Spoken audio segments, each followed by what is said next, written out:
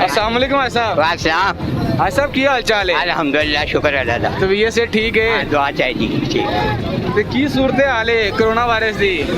करेंगे कोरोना तो बहुत ज़्यादा हैगा इंडिया में बहुत ज़्यादा हैगा पाकिस्तान ਦੇ ਵਿੱਚ ਹੈਗਾ लेकिन पाकिस्तानी लोग ਜਿਹੜੇ ਇਤਿਹਾਦ ਨਹੀਂ ਕਰਦੇ ਇਹਨਾਂ ਨੂੰ ਜਿੰਨਾ ਕਹੋ ਨਾ ਜਿਕਾਓ ਕਹਿੰਦੇ ਜਦੋਂ ਮੌਤ ਆਉਣੀ ਉਦੋਂ ਹੀ ਆਉਣੀ ਅੱਗੋਂ ਪਿੱਛੋਂ ਨਹੀਂ ਆਉਣੀ ਤੇ ਇਸ ਕਰਕੇ ਫਿਰ ਵੀ ਇਹਨਾਂ ਨੂੰ ਸਮਝਾਉਣਾ ਚਾਹੀਦਾ ਹੈਗਾ ਤਾਂ ਕਿ ਜਿਹੜਾ ਨਾ ਵਕਤ ਦੇ ਮੁਤਾਬਕ ਕਰਨ ਨਬੀ ਪਾਕ ਸੱਲੱਲਾਹੁ ਅਲੈहि ਫਰਮਾਇਆ ਅਗਰ ਕਿਸੇ ਜਗ੍ਹਾ ਤੇ ਵਬਾ ਫੈਲ ਜਾਵੇ ਨਾ ਅਗਰ ਤੁਸੀਂ ਉੱਥੇ ਜੇ ਤਾਂ ਉੱਥੇ ਰਹੋ ਤੇ ਉੱਥੋਂ ਨਹੀਂ ਵਾਪਸ ਆਉਣਾ ਅਗਰ ਇੱਥੋਂ ਆ ਰਹੇ ਨਾ ਤੇ ਉੱਥੇ ਵਬਾ ਵਾਲੀ ਜਗ੍ਹਾ ਤੇ ਨਹੀਂ ਜਾਣਾ ਇਸ ਕਰਕੇ ਇਤਿਹਾਦ ਦੇਣਾ ਜਿੰਨਾ ਵੀ ਕੀਤਾ ਜਾਏ ਉਹਨਾਂ ਜ਼ਰੂਰੀ ਹੈ ਮਾਸ਼ਾਅੱਲਾ ਤੁਸੀਂ ਤਾਂ ਬੜੀਆਂ ਅੱਛੀਆਂ ਗੱਲਾਂ ਕਰ ਰਹੇ ਤੇ ਇਹਨਾਂ ਨੂੰ ਸਮਝਾਉਂਦੇ ਨਹੀਂ ਆਵਾਮ ਨੂੰ। ਆਵਾਮ ਜਿਹੜੀ ਨੇ ਇਹ ਨਹੀਂ ਸਮਝਣ ਵਾਲੀ ਆਵਾਮ ਜਿਹੜੀ ਹੈ ਸਾਡੀ ਕੀ ਕਰਨ ਬਾਜ਼ਾਰ ਕੀ ਕਰਨ ਆਏ ਜੇ?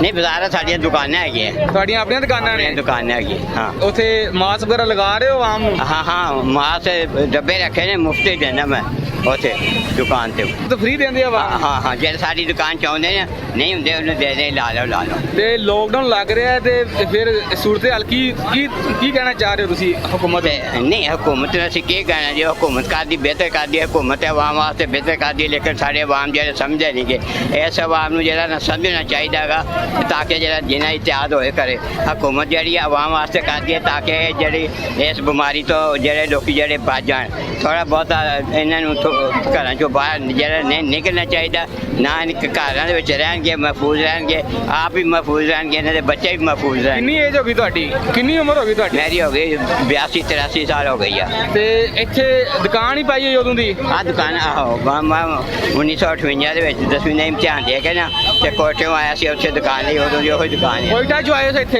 ਕੋਟੇ ਚੋਂ ਆਹੋ ਕੋਟਾ ਜਿੱਥੇ ਆਏ ਸੋ? ਹਾਂਜੀ ਹਾਂਜੀ ਕਿਸ ਚੀਜ਼ ਦੀ ਦੁਕਾਨ ਹੈ ਤੁਹਾਡੀ? ਕੱਪੜੇ ਦੀ ਦੁਕਾਨ ਦੇ ਰੈਡੀਮੇਡ ਦੀ ਦੁਕਾਨ ਉਹ ਨਾਲ ਦੀ ਜਿੱਥੇ ਕੱਪੜਾ ਨਹੀਂ ਲੰਬੜ ਦਿਆ ਉਹ ਦੁਕਾਨ ਹੈ। ਚਲੋ ਅੱਲਾਹ ਤਾਲਾ ਤੁਹਾਨੂੰ ਸਲਾਮਤ ਰੱਖੇ। ਬਹੁਤ ਸ਼ੁਕਰੀਆ। ਆਮੀਨ ਜੀ।